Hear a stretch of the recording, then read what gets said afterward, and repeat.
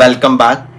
I'm Dr. Hitesh Kumar Meena and I welcome you all on my YouTube channel where we used to discuss the various concepts of sociology on the daily basis.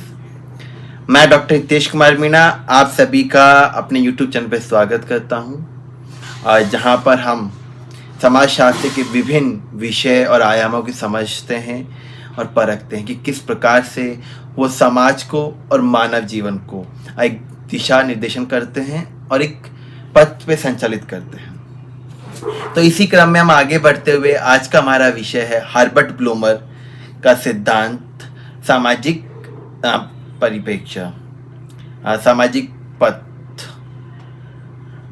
So we will move towards in a further and today's topic is Herbert Blumer's concept of social process. Herbert Blumer is known as a very prominent sociologist who work on the field of symbolic interaction and how symbols have shaped the human behavior and society. Herbert Blumer सांकेतिक अंतःक्रिया के बहुत सुलझे हुए और माने हुए समाजशास्त्री माने जाते हैं। उन्होंने बताया किस प्रकार से अंतःक्रिया और चिन्हों का प्रयोग करते हुए व्यक्ति आपस में संवाद करते हैं और समाज का निर्माण करते हैं। ये निर्माण की प्रक्रिया दिन प्रतिदिन चलती रहती है और ये किसी एक निश्चित लक्ष्य की तरफ ना जाकर समाज को नित्य प्रतिदिन एक नया मार्ग प्रदर्शित करती है। The concepts of the Herbert Blumer social process it shows that society is constructed on the basis of daily interaction among human beings and individual and social structure rather than created in a whole a systematic manner in a single day and that will finalize. According to Herbert Blumer, society is not a finality but dynamic which keep changing and daily new things come up into the society and where the meaning has been attached by the human beings and that lead to the shaping or reshaping or construction or deconstruction of the social system. हार्बर्ट bloomer का जो ये सिद्धांत है ये बात करता है कि जो समाज का निर्माण है वो किसी दिन में नहीं, किसी एक क्षण में नहीं, दिन प्रतिदिन होता है और एक नए आयाम की तरफ इंसान को व्यक्त करता है जो बताता है कि किस प्रकार से मानव समाज बनता है।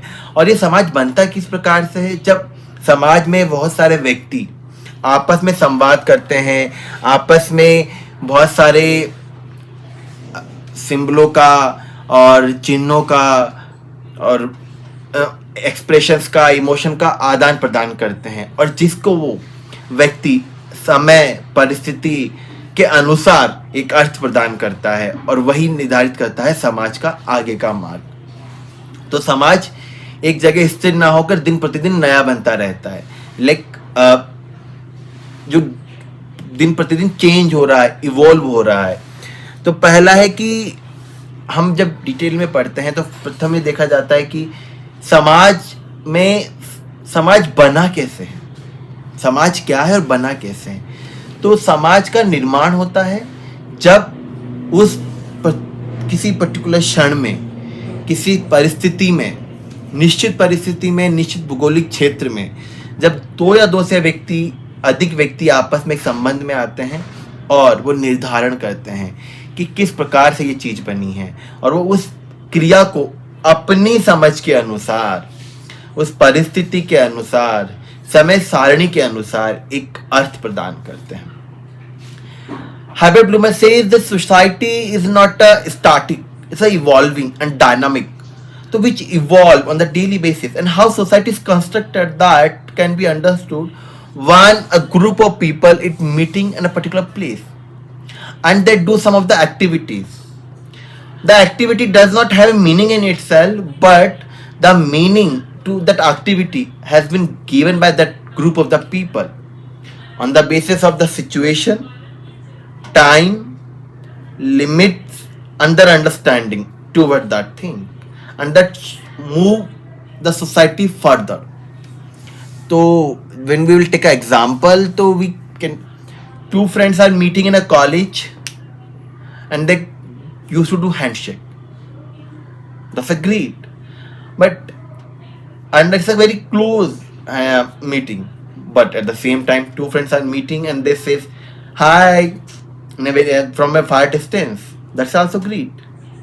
But handshake and hello does not have meaning in itself and does not deny or define what kind of friendship they have.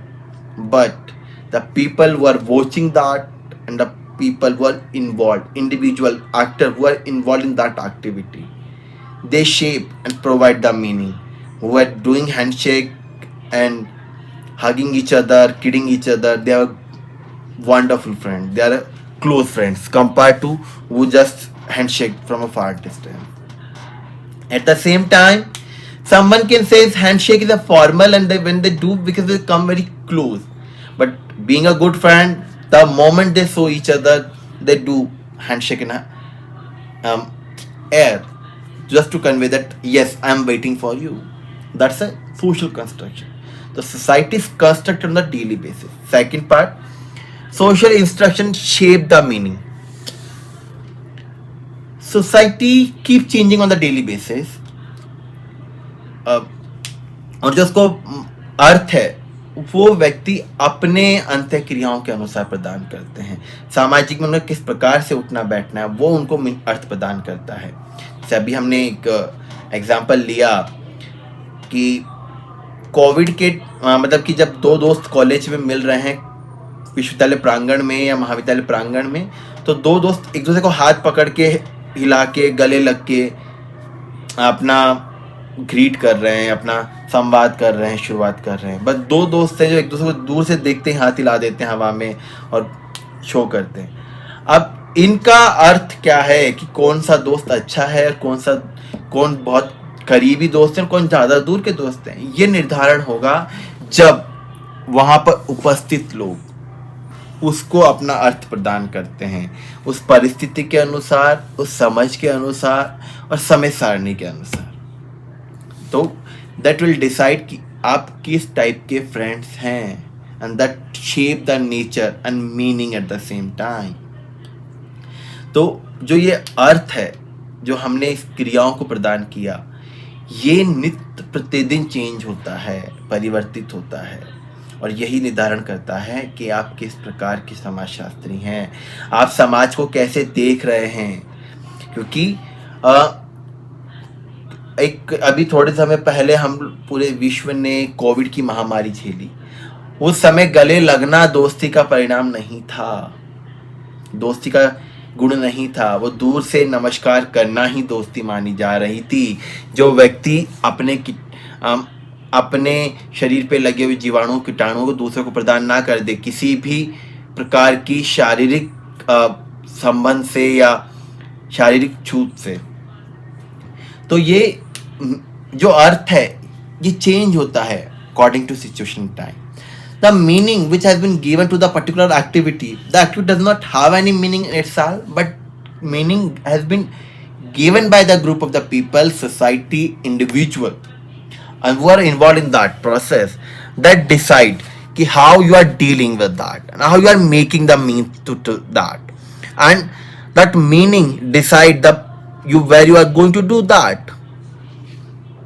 And that meanings can be done in a verbal communication and non-verbal communication, and it always feature the further. जो अर्थ प्रदान किया है आपने उसके लिए जरूरी नहीं कि आप शब्दों का ही प्रयोग करें. कई बार चेहरे के आपके हाव से भी आप किसी प्रकार की बात का अपनी बात को रखते हैं सामने वाले के सामने और वो उसे अर्थ प्रदान करता है. इसका एक एग्जाम्पल देना चाहूँगा कि घर पे मेहमान आते हैं, घर वाले मेहमान के लिए मिठाई लाई जाती है और वो मिठाई आपको बहुत पसंद है.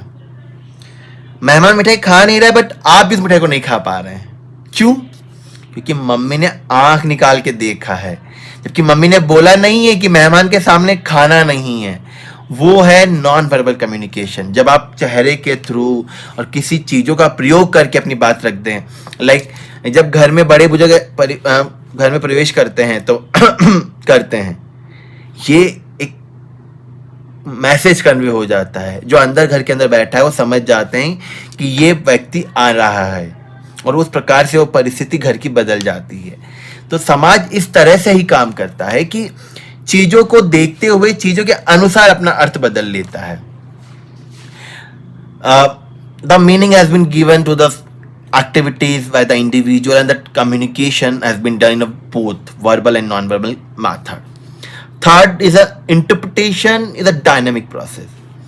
Interpretation is always keep changing on the daily basis. Like we always earlier told कि during COVID people are not hugging each other, not greeting each other.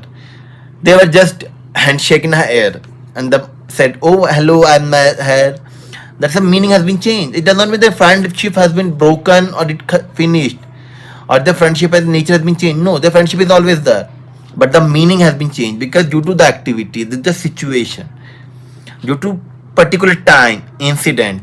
Like, do people are meeting in a marriage function, they will laugh and they will enjoy and they will have a very long of discussion. But if both of the friends are meeting in the some condolence meet, they will not laugh. They just have a very small hello, how are you, and do the all the interaction with their facial features without conveying others and making others uncomfortable in that particular situation. That's a dynamic. Ki interaction is always keep changing according to situation, time, and it change constantly as per the individual choice. तो जो लोगों के बीच में संबंध होते हैं, अंतःक्रियाएं होती हैं, ये प्रतिदिन अपने आप को परिवर्तित करती रहती हैं समय के अनुसार और परिस्थिति के अनुसार. जबकि और वो परिस्थिति और समय निर्धारण करता है कि उस समय उनका किस प्रकार से मिलना तय है और किस प्रकार से वो करेंगे. Herbert Blumer focused on micro level interactions. It does not talked about how particular state is having interaction with the other state, but he focused at a minister and a prime minister of a particular nation is greeting and having a talk and interaction with the ministers and prime minister of other countries as an individual rather than as a state itself, and that will decide that interaction between those two leaders will shape the relationship of with two these nations. And very minor things that you are passing your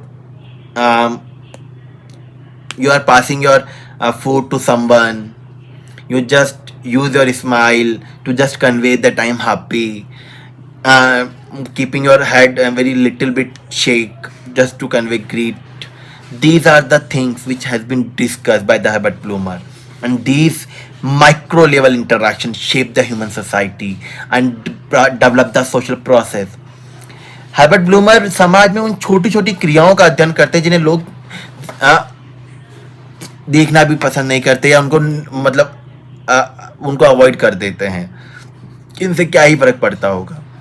जबकि Herbert bloomer कहते हैं कि जब दो व्यक्ति किस प्रकार से मिल रहे हैं, वो किस प्रकार से एक दूसरे को देख रहे हैं, कैसे चीज़ों को अपना आपस में बता रहे हैं, वो समाज का नेचर बताती हैं. कि जैसे कि दो राष्ट्र के प्रधानमंत्री या राष्ट्रपतियों का मुलाकात व्यक्तिगत स्तर पे कैसा है, वही बता सकता है कि उन दोनों राष्ट्रों के बीच में किस प्रकार के संबंध हैं.